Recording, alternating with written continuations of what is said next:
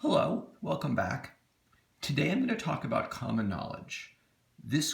I also talk about common knowledge in videos 23 and 24 of the other video series. So you might want to watch this video and then watch video 23 and 24 of the other series. There is no problem set question on common knowledge. So what it means for something to be common knowledge is that I know it, you know it, you know I know it, I know you know it, you know I know that you know it, and so on and so forth. So let's take something really boring, my middle name. So imagine I'm talking to you in my office. Now I know my middle name, and you're probably pretty confident that I know my middle name. You might not know my middle name, but let's say you do. You read up on me, somehow, probably somewhere in Smith is my middle name. So you actually know my middle name. I know my middle name. You know my middle name. But I don't know that you know my middle name. If for some weird reason I found out that you knew my middle name, let's say I remembered an email you sent me and oddly you put my middle name on it, so I remembered that. So I know that you know my middle name, but you don't know that I remembered that in that email you sent me, you used my middle name. So I would know my middle name, you would know my middle name, I know you know my middle name, but you don't know that I know that you know my middle name. Common knowledge means this goes on forever. I know something, you know I know it, I know you know I know it, and we literally have an infinite link. And in this class, when I talked about people knowing things, I meant that thing was common knowledge. Let's see how something not quite being common knowledge can really affect a game. So let's take this very simple game in front of us. So in this game, you should see there are two Nash equilibria. It's pure strategy. Of course, everyone play A and everyone play B. So if I think you're playing A, I'm obviously better off with A than B, and the game is symmetric. And if I think you're playing B, I'm better off playing B than A. So let's imagine we're going to have this game, but before we have this game, we have cheap talk. So remember, cheap talk is where two people can discuss things before a game, and they can't come to a binding agreement, but they can talk and arrange things.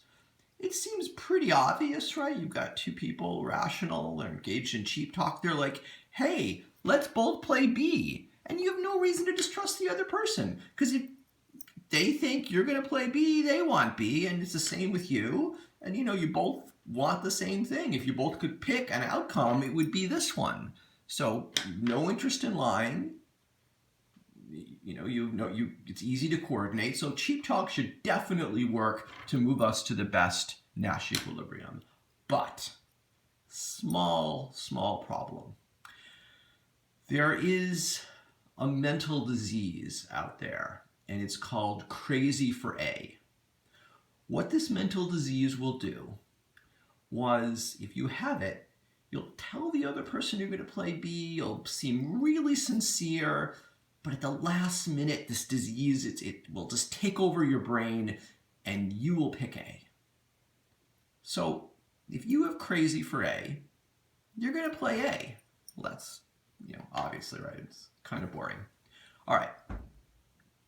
Now, you do not have the disease crazy for A, but I think that you do. I falsely think that you have the disease crazy for A. What should I do? Well, I think you're going to play A. I kind of should play A myself. So even though you do not have the disease, if I think you have it, I should play A. Okay, let's go one step further. You do not have the disease crazy for A. I am certain that you do not have the disease, but you think that I think that you have it. So again, you think that I falsely think that you have the crazy for A disease. So from your point of view, right, you think that I think that you have it. But if I think you have it, I'm playing A, and that means you should play A. Right? This is really weird. I know you don't have the disease. You know you don't have it. I know that you know that I don't have that I know you don't have it, but it's just is there's one little break in that logic chain. It kind of has to be common knowledge that you don't have the disease for us to comfortably reach here. Because again, I'm not gonna. You can keep going this infinite loop. It doesn't work well. This gets hard to sort of to comprehend without writing it out. But again, you don't have it. I know you don't have it, but you falsely think that I think that you have it. Well, you will play A. We can go to the next level. You don't have it. I know you don't have it. You know I know you don't have it. But I think that, well, you can see where this is going. And we literally could take this, an infinite number of steps. If there's a break in the trillionth step, one of us will end up here. And these get some weird outcomes if something isn't common knowledge.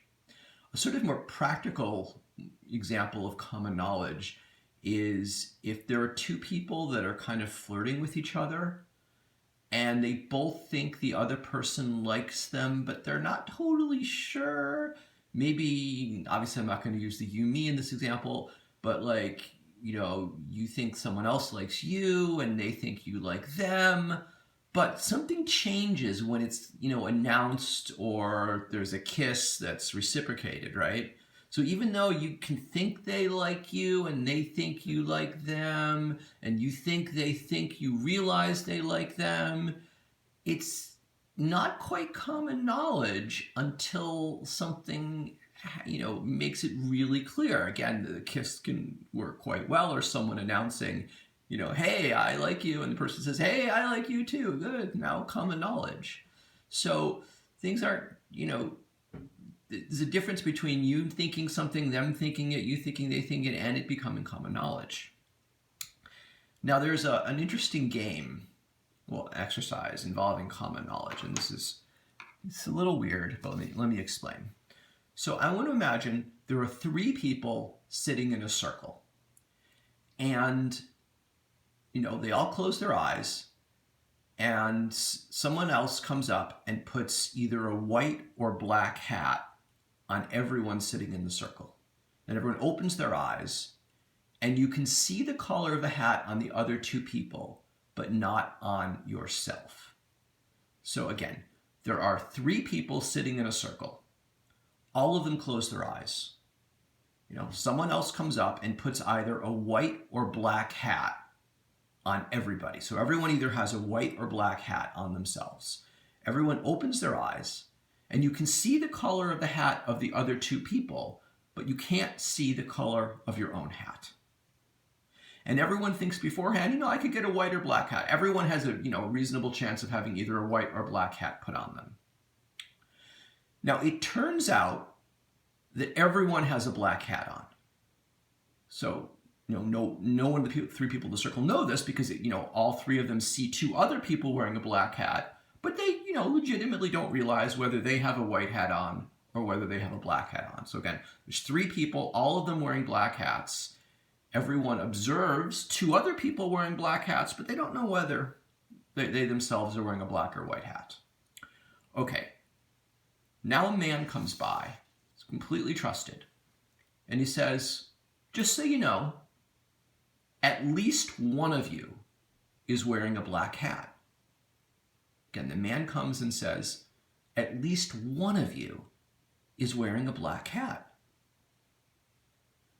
That man has told these three people something they didn't know before.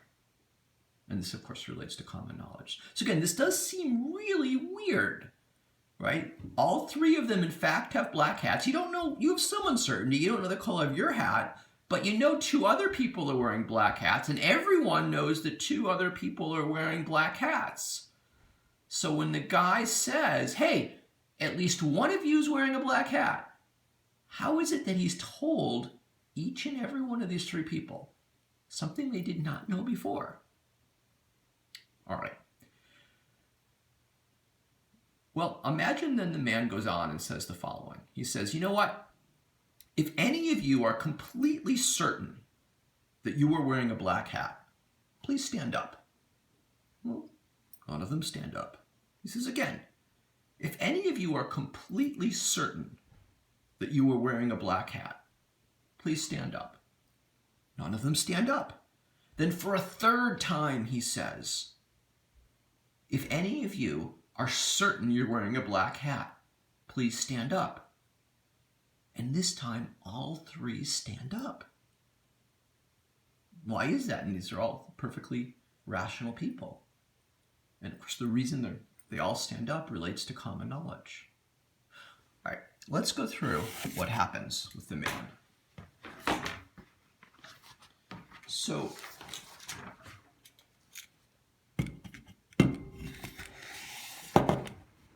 there are 4 possible states of the world, right? Everyone could be having a black hat, and we know this is true, but none of the people in the game know yet at the beginning. 2 people have a black hat, 1 person's wearing a black hat, and none wearing a black hat, right? So when this whole thing starts, before anyone opens up their eyes, they're thinking, okay, what could it look like? And these are the 4 possibilities. There's 3 black hats, 2 black hats, 1 black hat, or none. All right. So then the man announces, hey, at least one of you is wearing a black hat. Well, okay, he's telling the people this is not true. Now you might think, well, so what? Didn't they already know it? Yeah, I'll get to that. Don't worry about that right now. The man is clearly saying this is not a possibility, and they all believe him. All right. The man says, remember, hey, if you know you're wearing a black hat, stand up. What if this was the true state of the world? Well, this guy here, who knows it's not possible that everyone's wearing a white hat, he would say the following, wait, I know that this is not the true state of the world. I know at least one of us is wearing a black hat. Remember, if this is the true state of the world, this guy would look out, see the other 2 people are wearing white hats, and be like, wait, if I know at least one person's wearing a black hat, and it's not the other 2, it has to be me. So when the man first says, hey, if you know you're wearing a black hat, stand up. If no one stands up, that means this is not the true state of the world. Because if only one person had a black hat on, he would look out, see 2 white hats, realize since one of us has a black hat on, it has to be me, and he would stand up. But no one stands up. Because, of course, this isn't the true state of the world. So when no one stands up, we now know this isn't the true state of the world. So again, after no one stands up, everyone realizes, there's only 2 possible states of the world left. Either there's 2 black hats or 3. So now the man says, if you know you're wearing a black hat, please stand up. What do you do if you're this guy or this girl? You'd say to yourself, you're this guy. I see 1 black hat and 1 white hat. I know there has to be at least 2 black hats. But I only see 1. The other's on my head. So if this were the true state of the world, both this guy and this girl would stand up. Because remember, we've eliminated the possibility that there are 0 or 1 black hats. So there has to be at least 2. This person would see 1, realize this guy doesn't have it, and say, it must be the other. So when no one stands up the second time, all 3 people know this is not the true state of the world. So I'm sure you get what's going on now. The man says for the 3rd time, hey, if you know you're wearing a black hat, stand up. Everyone realizes, the 3 people realize this is the true state of the world. They know they're wearing a black hat. This is very weird. What is going on? And specifically, what did the man say that the 3 people didn't already know? This is kind of tough, but I'm going to try to explain it. Let's imagine the three people are named Abe, Ben, and Cindy. Okay. We know this is what's true. But in the very beginning, none of the three people know that that's the true state of the world, right? So Abe thinks this is a possibility. Right before the man says anything, Abe thinks this is possible because Abe thinks, hey, look, this is me. He thinks, well, I'm the one with the white hat. I know Ben and Cindy have black hats, but Abe perfectly reasonably thinks this is a possibility. Okay. What does Abe think that Ben thinks might be true? Abe will say to himself, if this is what's real, Ben doesn't realize that he has a black hat on. So if this is what's real, Ben will think this is possible. Abe won't think Ben thinks this is definitely true, but Abe will think Ben might think this is possible. Again, because Abe will think, I might be wearing a white hat, and if I'm wearing a white hat, Ben will see me wearing a white hat, see Cindy wearing a black hat, but think he might have a white hat on as well. So Abe thinks that Ben thinks that this might be the true state of the world. Now finally, Abe thinks that Ben thinks that Cindy might think that this is what's true. This is, it's kind of complicated. After two steps, it's really hard to follow this. But again, Abe will say, well, look, it's possible that I have a white hat on. And if I have a white hat on, Ben will see my white hat, and he thinks, Ben will think, hey, he might have a white hat on too. And then Ben will say, well, look, it's possible, I have a white hat on. Ben might think Ben will think Abe has a white hat on if Abe is wrong about not having a white hat on. And then Ben will say, even though I know Cindy has a black hat, she might think she has a white hat. So Abe thinks that Ben thinks that Cindy might think that this is the true state of the world. So before the man came and said at least one of you is wearing a black hat, it wasn't common knowledge that this was false.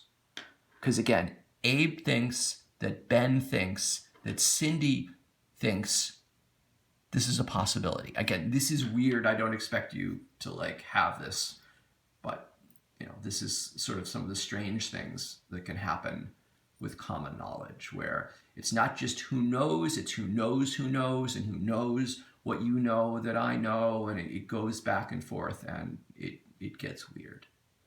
Thank you very much for listening, and I hope you're washing your hands. Goodbye.